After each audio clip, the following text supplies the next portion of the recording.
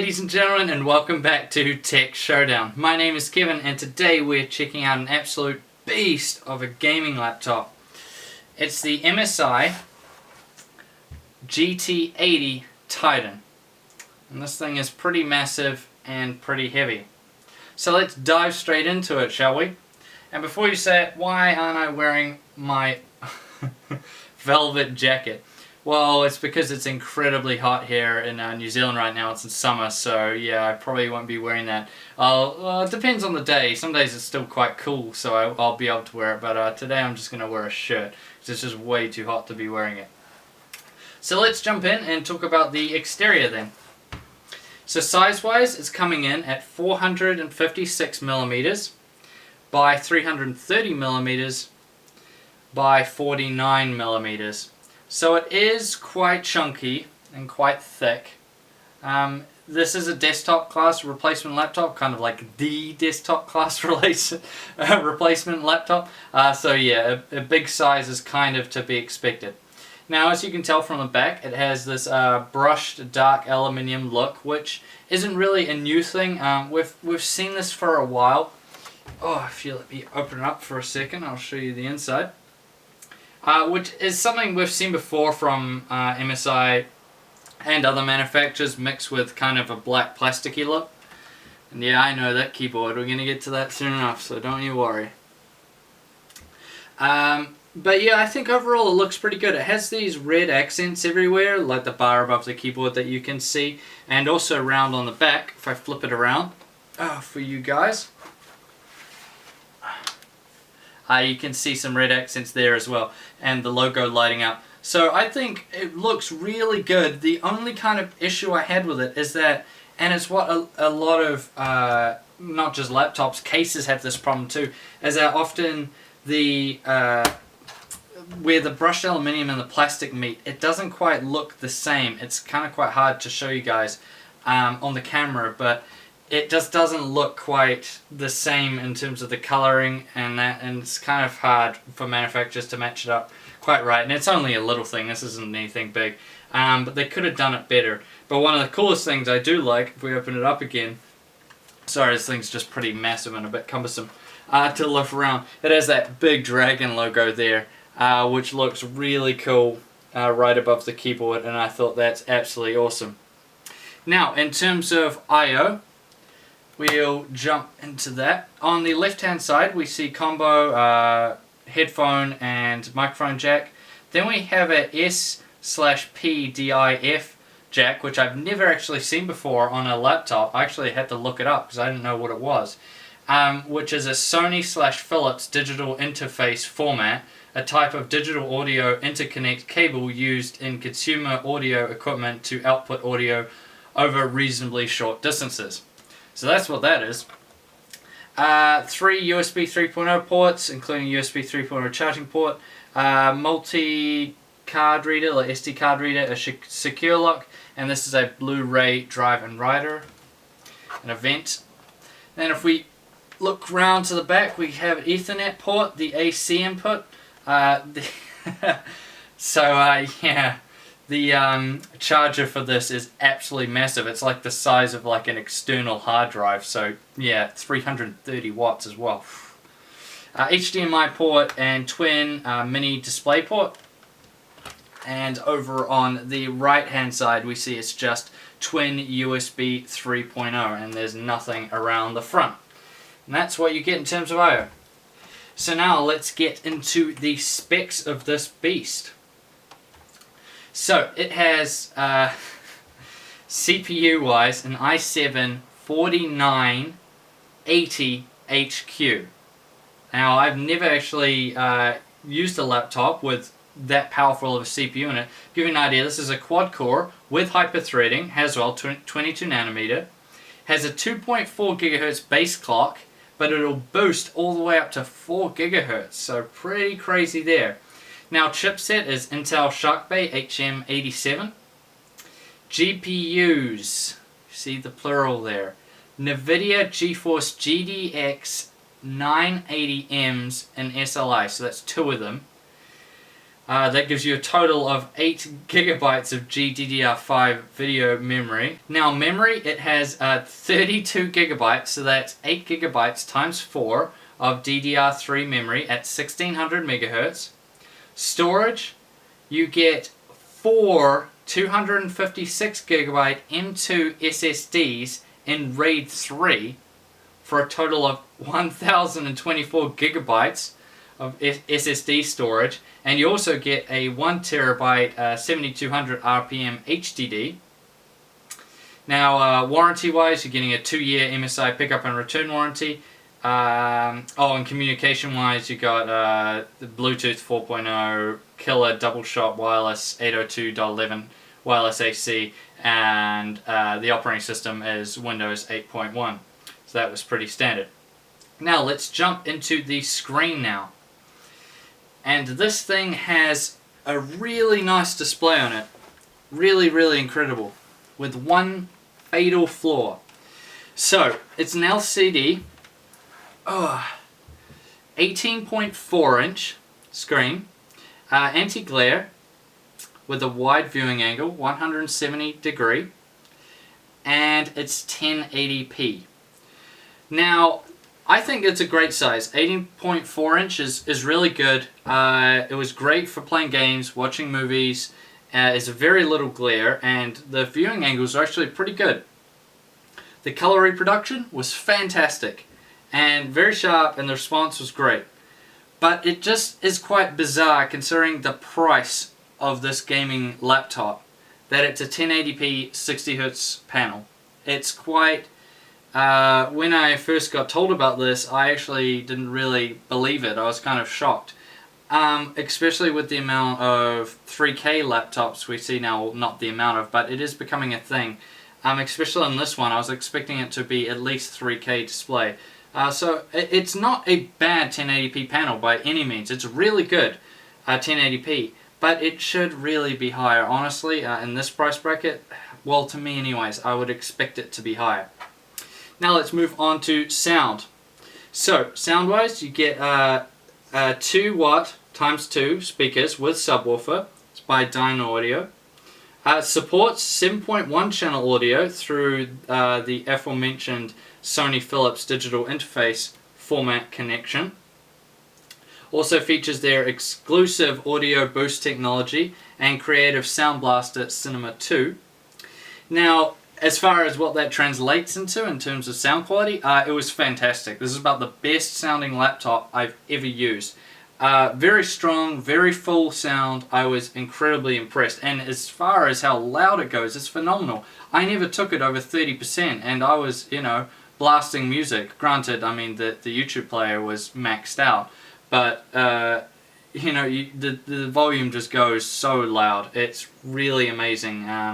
So I was very, very impressed with the audio in it. Fantastic job there. Now to the keyboard, what you've probably all been staring at. So this is a full Cherry MX brown switch keyboard by SteelSeries with red backlights. So the layout is pretty standard, what you'd expect out of any mechanical keyboard. With all the main function keys like the volume and brightness on the arrow keys, which I always really like, and the rest of them up on the function keys. Now this is by far the best keyboard I've ever used on a laptop. Surprise. It's just fantastic. It is so great to use. I just thought, you can't believe it's on a laptop. That's the thing. You can type so fast. It's absolutely fantastic. The Cherry MX switches feel just like one normal keyboard. There's no difference. It just feels like you're typing on a normal mechanical keyboard. So don't think there's any difference just because it's been put in a laptop, because there absolutely isn't. Now, there is one huge drawback that I do have to mention. And this isn't going to matter if you're always going to be using it on, say, a table or a desk, but it's if you're using it on your lap. So I tried gaming with it on my lap, and there's no wrist rest, you see? So your hands always kind of droop down, and it wears on your wrist really fast. I didn't really like it. to say that everyone's going to be using it on a table, yeah, it's probably right. A lot of people are going to just be using it on a table or something. But there might be times when you're using it on your lap just for playing some games or something like that. And even with typing with it on your lap, not having a wrist rest, it just kind of made me wish they had the keyboard up here more. I know there's probably reasons for it, where all the components and how everything's laid out. I'm not that naive, but it would have been more ideal if somehow they could have moved the keyboard up here and had this blank space with the dragon on it down here, so then you had a nice big wrist rest. That's just what I would have thought would be more ideal and would have made it a lot better. However, as I said before, if you're using it on a table or something, you're going to be resting a wrist on that anyways, and it was absolutely perfect, you know, fantastic, the best one I've ever used on a laptop. So moving on now to the touchpad, which as you can see is off to the side, which does take a little bit of getting used to, rather than it being in the center like normal. Now it does have a full numpad, which you can enable just like that by pushing it, which is really cool. It lights up and it looks really nice, which I really like. That was a really cool feature. However, because it's in this kind of portrait shape rather than landscape like most of them, it's probably one of the worst touchpads I've ever used. The material feels like it's too sticky, so your finger doesn't slide very well on it. The size and shape just don't work. It's not sensitive enough, and the shape just makes it really hard to be scrolling sideways on it. You're moving the cursor sideways, I mean. It just didn't feel that ideal, and you know, the gestures were hit or miss, and the buttons were okay, I'll put it that way. It just wasn't that good. Honestly, if you use this, you're probably going to notice it straight away. It just didn't feel that good, and I just completely not a fan. However, for gaming, you're going to be using a mouse anyways, and for anybody buying this, I would just say, you know, use a mouse with it. That'll completely, then you don't need to use it, you can just leave it in numpad mode the whole time, and that'll be fine. But honestly, yeah, I wasn't a fan. I didn't think it was very good at all, and they should maybe think about revising it, because it just wasn't that ideal. Now, the webcam is just 1080p, 30 frames per second webcam, so it's going to do really well for, you know, Skype calls and everything else you might be using it for, streaming if you want on this beast of a laptop. So that'll be really good. And now to the performance. Well, let's see how that that beastly i7 4980HQ and twin GTX980Ms go. So it goes without saying, it's an absolute beast. So we'll start with the CPU. So an Intel Extreme Tuning Utility, the benchmark within that software, it scored 694 marks, which is pretty damn decent. Now, as far as the GPUs went, I tested them in Unigine Valley. This is on the Extreme HD preset, and it scored 72.1 frames per second average, which is insane. It's more powerful than my rig. So pretty impressive there. I also tested out in Unigine Heaven 4.0, that's DirectX 11, everything maxed out, and it scored 80.6 frames per second average. And I did Heaven again, this time in OpenGL, once again everything maxed out, these are all 1080p. And it scored 75.6 frames per second average. So absolutely beastly benchmarks coming out from it. I was blown away. Honestly, it's really impressive from a laptop. Now, I tried all my games in this, all my high demand games, 1080p, everything maxed out, trying to see if it would lag. These were all with it on the charger, by the way. And it just plowed through it, no worries. It did everything. So for all your 1080p gaming needs, you're going to be able to run everything maxed out, no worries at all, unless it's something new that's incredibly hard and demanding on the system. It's just going to go through everything now. So I was incredibly impressed. The performance is absolutely insane. It is so good. So as far as heat and noise went, it got pretty toasty. So as far as the CPU went, during the Intel Extreme Tuning Utility benchmark, it went up to 77 degrees Celsius, which is pretty toasty, but I mean nowhere near its thermal limit, and it wasn't throttling at all. And as far as the GPUs went, during the Valley benchmark, one of them went to 78 degrees Celsius, the other went to 72 degrees Celsius. And during the Heaven benchmark, One of them went to 82 degrees Celsius and the other went to 73 degrees Celsius.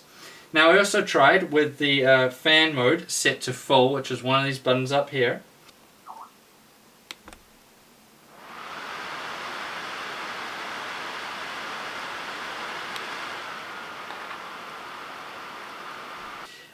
It then brought the temperatures down quite substantially, although it's a lot of noise coming out of it if you press those buttons.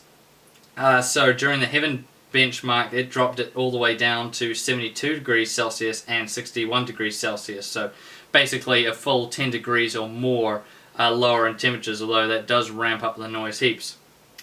And when it comes to noise, so with casual use, just your normal carry-on, it's completely silent. But then with gaming use, even without putting the fans to full, it's still got pretty loud. Yeah, you're probably going to definitely want to chuck the volume up heaps or wear some headphones or something like that, because it does get pretty loud, that's for sure. Now, moving on to battery life. So another one of the buttons here is to switch between the integrated GPU, which is, you know, the Intel HD graphics, or the dedicated graphics, which is obviously the 980Ms. And so what I did is I ran it for normal sort of casual use, you know, watching videos, browsing the web, all of that, with the integrated graphics on, because that's all you're going to need for doing that sort of thing. And it did pretty good. It will do you about 3.5 hours, give or take, depending on the brightness of what you have the keyboard set out, the brightness of the screen, actually what you're doing on it.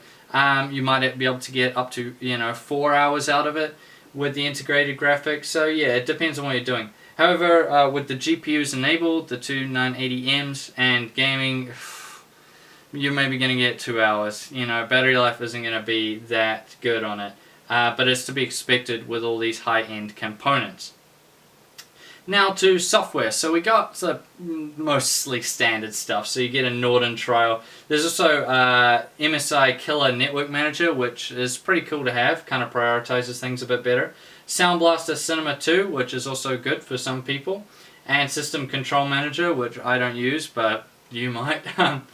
But the most useful for sure, and what I really liked, was MSI Dragon Gaming Center, which was actually really useful. It gave you good information on power, performance, temperatures, and network information, and it was just really handy to have. I thought this was an awesome thing to include. So MSI Dragon Gaming Center, really cool and really useful. Good job there, MSI. So that brings us now to the conclusion for this absolute beast of a gaming laptop.